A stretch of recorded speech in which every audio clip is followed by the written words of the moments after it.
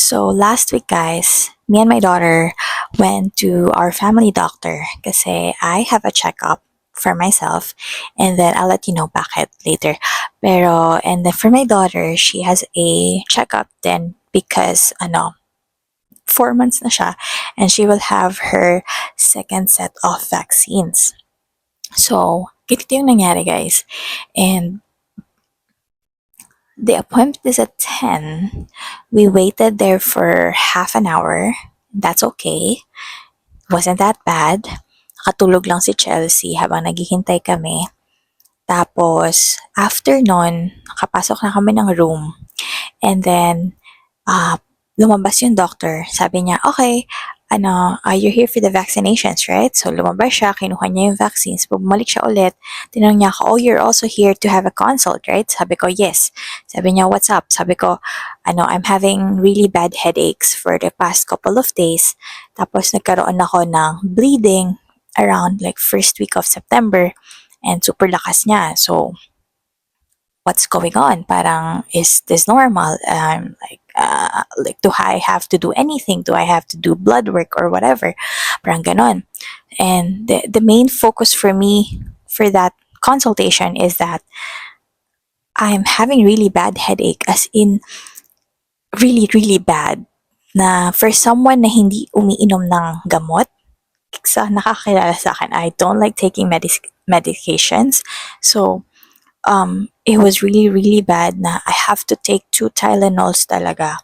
Tapos, yun. So, that was like super severe. So, kaya nag-consult na ako sa kanya. And then, ganito lang yung sagot niya sa akin. Describe the headache. Parang saan daw dito sa ulo ko yung headache. Describe. So, dinescribe ko sa kanya. Tapos, how often? Tapos, ang tanong niya sa akin kung na-feel ko na daw ba yung ganong headache before I got pregnant or during pregnancy or like before pa, parang ganon. Sabi ko lahat no, like ngayon lang to, that's why I'm complaining. That's why I'm seeking a consultation. But then, so yun. Tapos lahat na siya, tanong lang siya ng tanong ng ganon. It's a yes or no question. Tapos, yun, sabi niya sa akin, are you pregnant? Did you take a pregnancy test? Sabi ko, no, but I'm not pregnant. Sabi niya, are you sure? Sabi ko, yes, of course, I'm sure. Sabi niya, mag-take pa din daw ako. Sabi ko, umokay na lang ako for the sake of the conversation. Pero, tinanong ko siya, do you think it's normal? Like, why do you think na ganun yung pinagdadaanan ko? Tapos, hindi siya sumasagot. Like, hindi ko alam. Parang hindi ganun ka-clear yung sagot sa akin ng doctor. Tapos, ako na lang nagsabi, okay, maybe because I have, nagla-lack of sleep ako kasi nga, sa baby, ganyan. Tapos, basta parang, sinabi ko na lang puyat, okay, parang, at that point, give up na lang ako, wala akong makukuhang sagot dito. Pero parang ako, gusto ko baka kailangan ko mag-blood work kasi nagkaroon ako ng bleeding eh. So, parang, baka low blood ako. So, wait, chinek niya din pala guys. Chinek niya yung blood pressure ko. Okay naman, hindi ako low blood, hindi ako high blood. Parang everything's okay. So, wala siyang binigay sa akin. Wala siyang binigay na prescription. Wala siyang binigay na blood work or wala. As in, walang CT scan, MRI. Okay lang. So, ayun. And then after nun, wala na. Lumabas siya ulit. Tapos, kinuha niya yung vaccinations ni Chelsea. Tapos, ginawa na nila yung vaccines. Sabi niya lang, bantayan yung weight ni Chelsea. And then, balik after 2 months for another set of vaccines. Bantayan yung weight. If hindi daw medyo tumataas yung timbang, ibalik siya sa kanya, whatever. Basta their normal routine ba. And then, so yun. My point dito kung bakit ko siya kwento is that wala lang, hindi ko na feel yung patient care ba.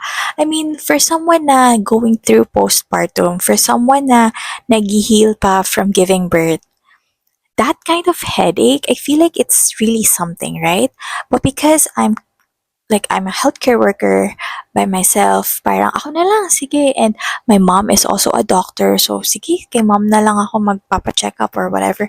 But then, yun lang, yung point ko is, alam mo yun, walang patient care ba? Parang, it's just a yes or no question. And what now? Parang, what if ganun yung consultation mo with other patients na hindi ako, na hindi healthcare inclined? Parang, left sila na parang, okay, ano na, is this normal? Am I okay?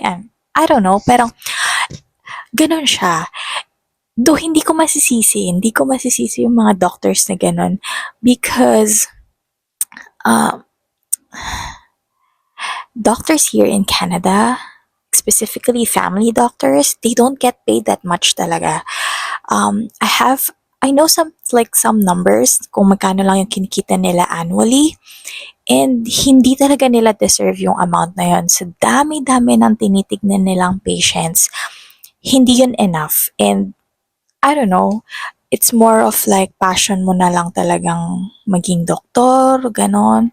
But it's really not enough. So, hindi mo talaga masisisi. And for my point of view din, hindi ako makakapag-complain masyado just because I don't pay anything. Like, wala akong binabayaran. Our healthcare here in Canada, specifically here in Ontario, is libre talaga, guys.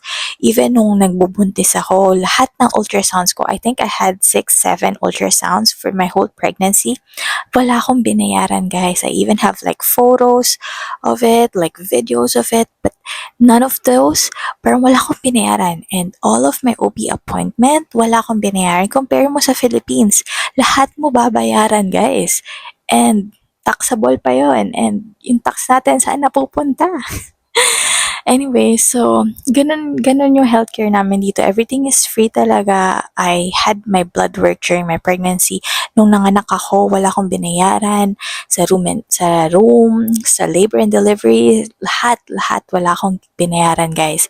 And then so what can you complain, right? Pero yun lang, yung point ko is the big difference between the healthcare in the Philippines and here in Canada is more of like yung tao. Kaya marami yung nagkakagusto sa mga healthcare workers sa Pilipinas because grabe talaga yung pag-alaga pagdating sa doctors, sa nurses, sa lahat ng healthcare workers sa Philippines. Sobrang ibang-iba yung personality natin or how we are built and how we see patients is really different. Kasi dito parang, okay, I'm not getting enough payment or I'm not getting paid enough for this job. So, gagawin ko lang yung bare minimum ko. Gets nyo ba? Gets nyo, guys? So, ayun. Pero sana hindi mapanood to ng at umiyak na yung anak ko. Sana hindi to mapanood ng secretary ni Doc kasi Filipino siya. Don't get me wrong, I really, really like and I really appreciate yung family doctor namin kasi sobrang hirap makakuha ng family doctor dito sa Canada. And luckily for me, kapatid siya ng pinag-workan kong doctor. So, and he lives here sa Mississauga and we live really, really close sa clinic nila. So, sobrang swerte ko. But, yun lang talaga, I mean, patient care wise. But, anyways, guys, tapusin na natin to. Naririnig ko na yung anak kong umiiyak. Again, sa mga nakaabot sa video, sa part na to ng video, thank you so much. I am Angel and I do this 20-minute podcast. It could be less than 20 minutes, but it couldn't be more than 20 minutes. This is just me talking and walang edits, walang cuts, walang anything. I just upload it. It's like low maintenance na podcast, na vlog, whatever, para lang keep up ako sa YouTube channel ko and for my sanity as well because I love talking and sharing stories to people. So, ayun lang, guys. I can hear my baby na crying and I will see you on my next podcast. Bye!